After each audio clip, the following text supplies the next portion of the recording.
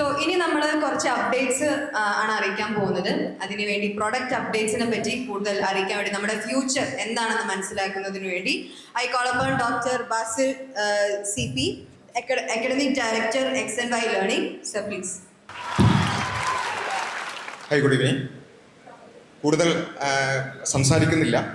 വളരെ content rich ആയിട്ടുള്ള ഒരുപാട് സംസാരങ്ങൾ ഇവിടെ കഴിഞ്ഞു. നമ്മളിവിടെ XNY ഫാമിലി എന്നുള്ള നിലക്കാണ് ഇവിടെ ഒരുമിച്ച് കൂടിയിരിക്കുന്നത്.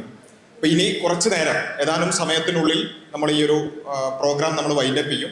ഇനി കുറച്ച് നേരം നമ്മൾ XNYയുമായി ബന്ധപ്പെട്ടുകൊണ്ടുള്ള കുറച്ച് അപ്ഡേറ്റ്സും കുറച്ച് ചർച്ചകളിലേക്കുമാണ് പ്രത്യേകിച്ചും പാരൻസിനെ നമ്മൾ ഉദ്ദേശിക്കുന്നത്. അപ്പോൾ ഇനിവേ നമ്മൾ ഈ XNYയെ കുറിച്ച് അല്ലെങ്കിൽ നമ്മുടെ മക്കളുടെ ഭാവിയെക്കുറിച്ച് ഇപ്പോൾ നമ്മൾ ചെയ്തുകൊണ്ടിരിക്കുന്ന ഫൗണ്ടേഷൻ കോഴ്സ്, അതേപോലെ തന്നെ അവർ ഇനി ഭാവിയിൽ മുന്നിൽ കാണുന്ന എൻട്രൻസ് എക്സാം, ഇതിനെക്കുറിച്ചൊക്കെ നിങ്ങൾക്ക് പലതരത്തിലുള്ള സംശയങ്ങൾ ഉണ്ടാകും. അത് ദൂരീകരിക്കാൻ കൂടിയുള്ള ഒരു സെഷനിലേക്കാണ് നമ്മൾ പോകുന്നത്. അതിനു മുമ്പ് നിങ്ങളെല്ലാവരും നിങ്ങളുടെ മക്കളെ ഞങ്ങളെ വിശ്വസിച്ചേൽപ്പിച്ചിരിക്കുകയാണ്. അതുമായി ബന്ധപ്പെട്ടുകൊണ്ട് ഈ കഴിഞ്ഞ ഓഗസ്റ്റ് വരേക്കുമുള്ള ഒരു അക്കാദമിക് റിപ്പോർട്ട് നിങ്ങളുടെ മുമ്പിൽ ഒന്ന് സബ്മിറ്റ് ചെയ്യുക എന്നുള്ളതാണ് ആദ്യമായി ഈ ഒരു ചർച്ചയുടെ തുടക്കം എന്നുള്ള നിലക്ക് ഞാൻ ഉദ്ദേശിക്കുന്നത്. ഇപ്പോ നമ്മുടെ മക്കൾ അവരുടെ കോഴ്സ് എവിടെ നിൽക്കുന്നു എന്നുള്ളത് ജസ്റ്റ് ഒന്ന് കാണിക്കുകയാണ്. ഓരോ ക്ലാസ് വൈസ് ആയിക്കൊണ്ട്. അപ്പോൾ ഇത് ക്ലാസ് 6 ആണ്, 6ാം ക്ലാസ്സിലെ കുട്ടികൾ. ഇപ്പോൾ തന്നെ നമ്മുടെ 52%, 52% നമ്മുടെ കോഴ്സ് കംപ്ലീഷൻ കഴിഞ്ഞിട്ടുണ്ട്. അതിൽ സയൻസ്, മാത്സ്, അതേപോലെ തന്നെ ഓവറോൾ പെർസെൻറ്റേജ് എന്നുള്ള നിലക്ക് നിങ്ങൾക്ക് എന്ത് ചെയ്യാൻ പറ്റും, വേർതിരിച്ച് കാണാൻ സാധിക്കും. 7th ആണെങ്കിൽ 44% നമ്മൾ കംപ്ലീറ്റ് ചെയ്തു. 8th അഗൈൻ 44% നമ്മൾ കംപ്ലീറ്റ് ചെയ്തു. 9th 43%, അതേപോലെ തന്നെ 10th നമ്മൾ 55%. 10th നമ്മൾ ബോർഡ് എക്സാമിന് മുന്നിൽ കണ്ടുകൊണ്ട് കുറച്ച് പേസിലാണ് പോയിക്കൊണ്ടിരിക്കുന്നത്. ഇത് ഞാൻ കാണിക്കാൻ കാരണം നമ്മളിപ്പോൾ ഓഗസ്റ്റിന്റെ തുടക്കത്തിലാണ് ഉള്ളത്. ഈ ഒരു സമയത്തേക്ക് നമ്മൾ ഏകദേശം ഒരു 45 to 55 ആ ഒരു റേഞ്ചിൽ നമ്മളുടെ ചാപ്റ്റർ കംപ്ലീഷൻ കഴിഞ്ഞിട്ടുണ്ട്. നമ്മൾ മനസ്സിലാക്കേണ്ട ഒരു കാര്യം, എങ്ങനെയാണ് XNYയുടെ ഒരു ഷെഡ്യൂളും അതേപോലെ തന്നെ നമ്മൾ ഒരു വർഷത്തേക്കുള്ള ഒരു പ്ലാനിങ്ങും എങ്ങനെയാണ് ചെയ്യുന്നത് എന്നുള്ളത് പാരൻസിന് കൂടി ഒരു ധാരണ വേണം എന്നുള്ള നിലക്കാണ് ഞാൻ ഈ ഒരു കാര്യം പറഞ്ഞത്. കാരണം നമ്മളെ സംബന്ധിച്ചിടത്തോളം, പ്രത്യേകിച്ചും 10th സംബന്ധിച്ചിടത്തോളം ഞാൻ പറഞ്ഞതുപോലെ ബോർഡ് എക്സാം ഉണ്ട്. അതിനു വേണ്ടിയുള്ള സ്പെഷ്യൽ പ്രിപ്പറേഷൻ പ്രത്യേകിച്ചും ഒരു ഡിസംബറിനൊക്കെ ശേഷം കൂടുതൽ ഈ ഫൗണ്ടേഷൻ കോഴ്സിന്റെയോ അല്ലെങ്കിൽ മൾട്ടിപ്പിൾ ചോയ്സ് ക്വസ്റ്റ്യൻസ് ചെയ്ത് ആ രൂപത്തിൽ അവർക്ക് പ്രിപ്പയർ ചെയ്യാൻ കൂടുതൽ പറ്റിക്കൊള്ളുന്നില്ല. അപ്പോൾ ഒരു ഡിസംബറൊക്കെ ആകുമ്പോഴേക്ക് തന്നെ കംപ്ലീറ്റ് നമ്മുടെ സിലബസ് കംപ്ലീറ്റ് ചെയ്തുകൊണ്ട് അവരെ പൂർണ്ണമായും ഒരു ബോർഡ് എക്സാം പ്രിപ്പറേഷനിലേക്ക് മാറ്റണം എന്നുള്ളതാണ് നമ്മൾ ഉദ്ദേശിക്കുന്നത്. ബാക്കി താഴെയുള്ള ക്ലാസ്സുകളാണെങ്കിലും കുറച്ചൊക്കെ ഒരു ഡിസംബർ, ജനുവരി ആകുമ്പോഴേക്ക് കംപ്ലീറ്റ് ചെയ്ത് അവരുടെ സ്കൂൾ എക്സാംസിന് വേണ്ടി പ്രിപ്പയർ ചെയ്യിപ്പിക്കാനാണ് ഞങ്ങൾ ഉദ്ദേശിക്കുന്നത്. ഇത് പ്രത്യേകിച്ച് GCC പാരൻസിനോട് ഇത് പറയാനുള്ള ഒരു കാരണം, പലപ്പോഴും ചില ആളുകളെങ്കിലും പറയാറുണ്ട് കുറച്ചുകൂടി സ്പീഡ് കുറച്ചുകൂടെ, അല്ലെങ്കിൽ ഇത്ര ഓരോ ദിവസം ഇത്ര ക്ലാസ് വേണോ എന്നൊക്കെ ചോദിക്കാറുണ്ട്. ആ ഒരു ഒരു കൺസേണിനെ നമ്മൾ കംപ്ലീറ്റ്ലി അതേപോലെ എടുത്താൽ നമുക്ക് നമ്മുടെ സിലബസ് കംപ്ലീറ്റ് ചെയ്യാൻ പറ്റില്ല.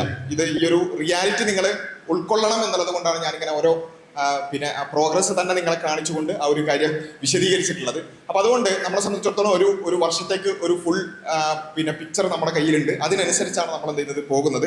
അപ്പോൾ പലപ്പോഴും ചില സമയത്തൊക്കെ നമ്മൾക്ക് തോന്നിയിട്ടുള്ള ഒരു കാര്യം, കുട്ടികൾ ഒബ്വിയസ്ലി അവരുടെ ചുറ്റുപാടുകളിലേക്ക് നോക്കുമ്പോൾ, അവർ സ്കൂളിൽ പോകുമ്പോൾ ചുറ്റുപാടുള്ള ആൾക്കാർ മിക്കവാറും ഒരു 99% ആൾക്കാരും ഈ രൂപത്തിലൊരു ഫൗണ്ടേഷൻ കോഴ്സ് ചെയ്യുന്നവരോ അല്ലെങ്കിൽ ഒരു എക്സ്ട്രാ പഠനം നടത്തുന്നവരോ ആയിരിക്കില്ല.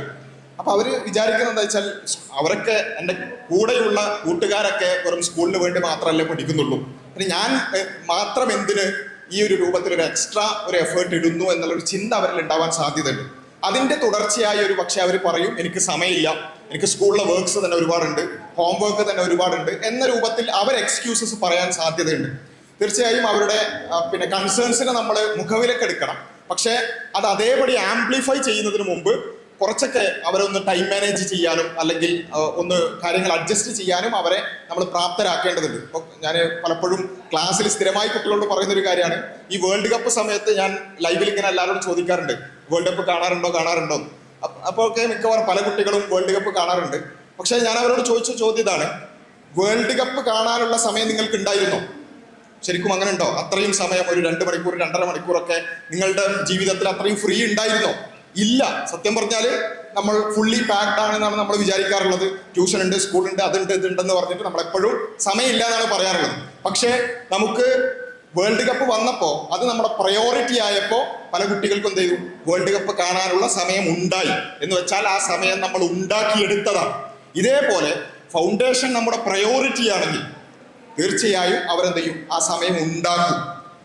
അത് ഉണ്ടാക്കണമെങ്കിൽ എന്ത് ചെയ്യണം, ഇത് പ്രയോറിറ്റി ആണെന്നും ഇത് അത്രയും ഇമ്പോർട്ടൻ്റ് ആണ് എന്നുള്ളതും അവർ സ്വയം ബോധ്യപ്പെടണം. നമ്മളുടെ ക്ലാസ്സുകളിലും അല്ലെങ്കിൽ എക്സ്ട്രാ സെഷൻസിലൊക്കെ നമ്മളത് പരമാവധി ബോധ്യപ്പെടുത്താനുള്ള ശ്രമങ്ങൾ നടത്താറുണ്ട്. നിങ്ങളുടെ കൂടി ഒരു പിന്തുണ ആ വിഷയത്തിൽ ഞാൻ എന്ത് ചെയ്യാണ്, റിക്വസ്റ്റ് ചെയ്യാം. അതേപോലെ തന്നെ നമ്മൾ ഈ കഴിഞ്ഞ സമയത്തിനുള്ളിൽ സ്ട്രീം 1-ന് ടേം എക്സാമും നമ്മൾ കണ്ടക്ട് ചെയ്തിട്ടുണ്ട്. അതുമായി ബന്ധപ്പെട്ടുകൊണ്ടുള്ള റിപ്പോർട്ട് അതിൻ്റെ റിസൾട്ട് അനൗൺസ്മെന്റിന്റെ സമയത്ത് നമ്മൾ പറഞ്ഞിട്ടുണ്ട്. എങ്കിലും ഇവിടെ ഒരുപാട് പാരൻസ് അതിൽ പങ്കെടുക്കാത്തവരുണ്ടാവാൻ സാധ്യതയുണ്ട് എന്നുള്ളതുകൊണ്ട് ജസ്റ്റ് ഓടിച്ചു പോവാണ്. നമ്മൾ ഇപ്രാവശ്യം നാട്ടിലുള്ള കുട്ടികൾക്ക് CBT എക്സാം കമ്പ്യൂട്ടർ ബേസ്ഡ് ആയി അവർ ഓഫ്ലൈനായി കമ്പ്യൂട്ടർ സെന്റേഴ്സിൽ വന്ന് എക്സാം എഴുതുന്ന രൂപമാണ് കണ്ടത്. GCCയിലുള്ള കുട്ടികൾക്ക്, അതായത് നിങ്ങൾക്ക് അല്ലെങ്കിൽ നിങ്ങളുടെ മക്കൾക്ക് ഓൺലൈനായിട്ടാണ് കണ്ടക്ട് ചെയ്തത്. 39% നമ്മുടെ കുട്ടികളാണ് ഓൺലൈനായി എക്സാം എഴുതിയത്. ഇതിന്റെ റിസൾട്ട് കാണുമ്പോൾ ചെറിയൊരു ഡിസ്ക്രിപ്പൻസി ഞാൻ റിസൾട്ട് അനൗൺസ്മെന്റിന്റെ സമയത്തും പറഞ്ഞിരുന്നു. അത് നമ്മൾ കാണേണ്ടുന്ന ഒരു കാര്യമാണ്. എന്ന് വെച്ചാൽ കമ്പ്യൂട്ടർ ബേസ്ഡ് ടെസ്റ്റ് എഴുതിയ ഒരേ ലെവൽ ഓഫ് ക്വസ്റ്റ്യൻസ് ആണ്. പക്ഷേ കമ്പ്യൂട്ടർ ബേസ്ഡ് ടെസ്റ്റ് എഴുതിയ കുട്ടികൾക്ക് 42.5% ആവറേജ് സ്കോർ എങ്കിൽ ഓൺലൈനായി എഴുതിയ കുട്ടികൾക്ക് 49% ആവറേജ് സ്കോർ ഉണ്ട്.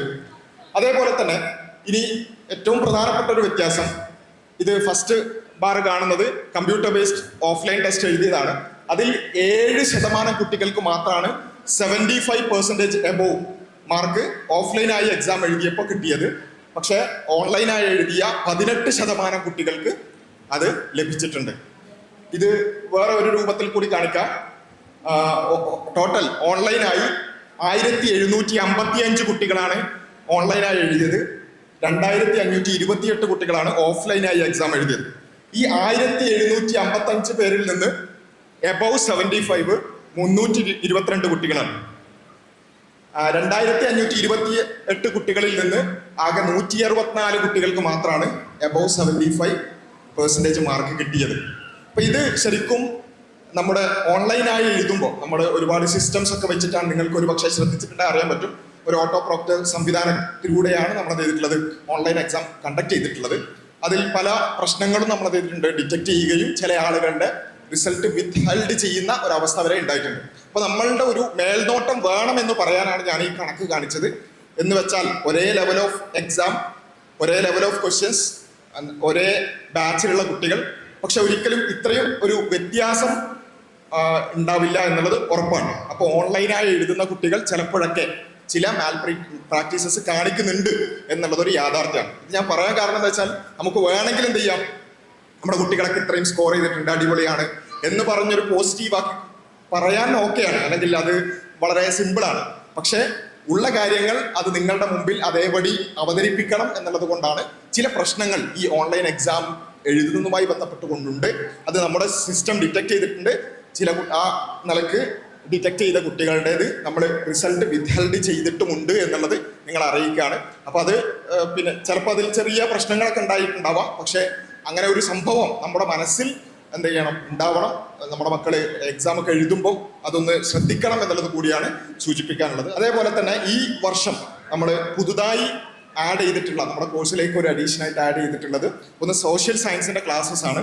സോഷ്യൽ സയൻസിന് ബോർഡ് എക്സാം സപ്പോർട്ട് ആയിക്കൊണ്ട് നമ്മുടെ ഫൗണ്ടേഷൻ കംപ്ലീറ്റ്ലി സയൻസ് ആൻഡ് മാത്സിനെ ഫോക്കസ് ചെയ്തുകൊണ്ടാണ്. പക്ഷേ കുട്ടികൾക്ക് സ്കൂളിൽ സോഷ്യൽ സയൻസിന്റെ ഒരു സപ്പോർട്ട് ആവശ്യമാണ് എന്നുള്ള നിലക്ക് സോഷ്യൽ സയൻസിന്റെ സപ്പോർട്ടും നമ്മൾ ചെയ്തിട്ടുണ്ട്, കൊടുത്തു തുടങ്ങിയിട്ടുണ്ട്. അത് നിങ്ങളുടെ മക്കൾ അത് ഉപയോഗിക്കുന്നുണ്ട് എന്ന് ഉറപ്പുവരുത്തുക. അതേപോലെ തന്നെ നമ്മുടെ സ്കൂളിന് വേണ്ടി ചിലപ്പോഴൊക്കെ ഫൗണ്ടേഷൻ ലെവലിൽ പഠിക്കുമ്പോൾ ചില ചാപ്റ്റേഴ്സ് ഒക്കെ അവർക്ക് മനസ്സിലായില്ല, കംപ്ലീറ്റ്ലി മനസ്സിലായില്ല, അല്ലെങ്കിൽ അതിന്റെ ബേസ് അറിയാത്തത് കൊണ്ട് മനസ്സിലായില്ല എന്ന പ്രശ്നങ്ങളൊക്കെ പലപ്പോഴും ഉണ്ടാവാറുണ്ട്. അപ്പോൾ അത് മാറ്റാൻ വേണ്ടി സ്പെഷ്യൽ ക്ലാസ്സസും നമ്മൾ ചെയ്യുന്നുണ്ട്.